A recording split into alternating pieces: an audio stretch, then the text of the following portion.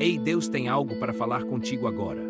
Portanto, sendo justificados pela fé, temos paz com Deus por nosso Senhor Jesus Cristo, pelo qual também temos entrada pela fé a esta graça, na qual estamos firmes e nos gloriamos na esperança da glória de Deus.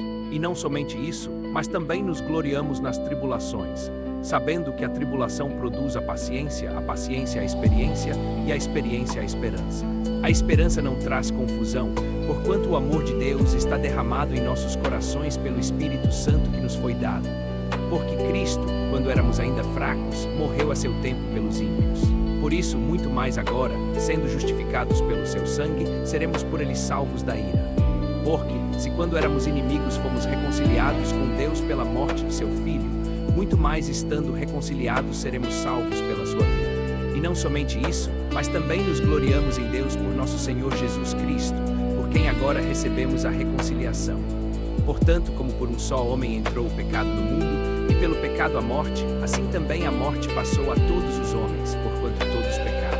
Porque até a lei estava o pecado no mundo, mas o pecado não é imputado quando não há lei. No entanto, a morte reinou desde Adão até Moisés, mesmo sobre aqueles que não pecaram à semelhança da transgressão de Adão, o qual é figura daquele que havia de vir. Mas a dádiva não é como a ofensa.